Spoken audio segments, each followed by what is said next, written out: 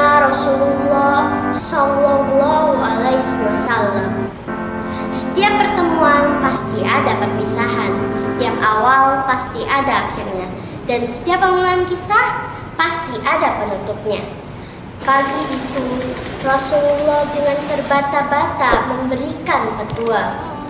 Wahai umatku, kita semua ada di dalam kekuasaan Allah dan cinta kasih-Nya. Maka taati dan bertakwalah hanya kepadanya. Kuwariskan dua hal pada kalian, yaitu sunnah dan Al-Quran. Barang siapa yang mencintai sunnahku, berarti mencintai aku. Dan kelak orang-orang yang mencintaiku akan masuk surga bersamaku. Khutbah singkat itu diakhiri dengan pandangan mata Rasulullah yang teduh, menatap para sahabatnya satu persatu. Rasulullah pun beristirahat di rumah Aisyah. Matahari kian tinggi, tetapi pintu rumah Rasulullah masih tertutup. Sedangkan di dalamnya Rasulullah sedang terbaring lemah dengan keningnya yang berkeringat dan membasahi pelepah kurma yang menjadi alas tidurnya. Tiba-tiba dari luar pintu terdengar seseorang yang berseru mengucapkan salam. Assalamualaikum, bolehkah saya masuk? Tanyanya. Tetapi Fatimah tidak mengizinkannya masuk. Maafkanlah, ayahku sedang demam, kata Fatimah sambil membalikkan badan dan menutup pintu.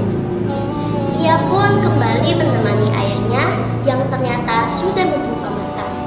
Lalu bertanya kepada Fatimah, siapa itu wahai anakku? Tak tahulah ayah, sepertinya baru sekali ini aku melihatnya, tutur Fatimah secara lembut. Lalu Rasulullah pun menatap putrinya dengan pandangan yang menggetarkan. Ketahuilah, dialah yang menghapuskan kenikmatan sementara. Dialah yang memisahkan pertemuan di dunia. Dialah malaikat maut, kata Rasulullah. Fatimah pun menahan ledakan tangisannya. Malaikat maut menghampiri Rasulullah dan Rasulullah bertanya, mengapa malaikat Jibril tidak ikut menyertainya? Maka dipanggillah Jibril yang sudah bersiap di atas langit dunia, menyambut ruh kekasih Allah dan penghulu dunia ini. Jibril, jelaskanlah aku nanti di hadapan Allah, tanya Rasulullah dengan suara yang amat lemah. Pintu-pintu langit telah terbuka, para malaikat telah menanti ruhmu. Semua pintu surga telah terbuka lebar menanti kedatanganmu, jawab Jibril. Tidak senangkah engkau mendengar kabar ini Rasulullah? Tanya Jibril lagi. Kabarkan kepadaku bagaimana nasib umatku kelak sepeninggalanku, tanya Rasulullah. Jangan khawatir wahai Rasulullah, Allah telah berfirman kepadaku, kuharamkan surga bagi siapa saja kecuali umat Muhammad telah berada di dalamnya. Detik-detik itu pun semakin dekat.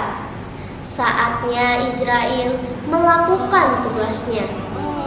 Perlahan-lahan ditariklah ruh Rasulullah. Tampak seluruh tubuh Rasulullah bersimbah peluh. Urat-urat lehernya menegang dan Rasulullah pun mengatakan, Jibril, betapa dahsyat rasa sakit ini, betapa dahsyat rasa sakaratul maut ini, ya Allah. Timpakanlah saja semua rasa sakit dan semua siksa maut ini kepadaku, jangan kepada umatku. Tangannya ditunjukkan ke atas lalu berkata, La ilaha illallah, la ilaha illallah. Dan itulah akhir dari kehidupan Rasulullah Sallallahu Alaihi Wasallam. Aisyah merasa bingung, Aisyah merasa bersedih. dia berlari ke depan pintu rumahnya dan berteriak, "Rasulullah telah wafat! Rasulullah telah wafat! Rasulullah hari ini telah meninggalkan kita semua!"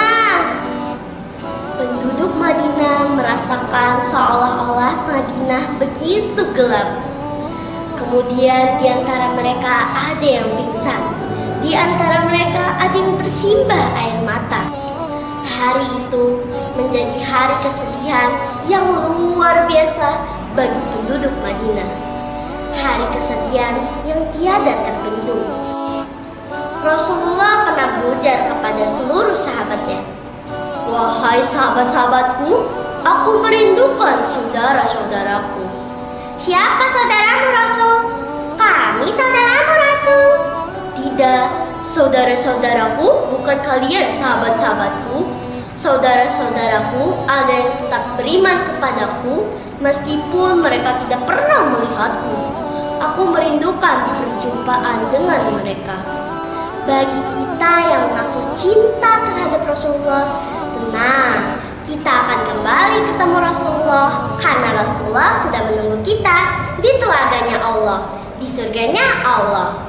Rasulullah berharap kita bisa mengikuti semua sunnah-sunnahnya agar kita bisa kembali kepada orang yang kita cintai. Siapa? Yaitu Rasulullah SAW. Mudah-mudahan sedikit cerita yang saya sampaikan ini dapat membuat kita lebih mencintai dan merindukan Rasulullah SAW. Mohon maaf apabila ada penyampaian atau kata-kata yang salah dan kurang berkenan. Wassalamualaikum warahmatullahi wabarakatuh.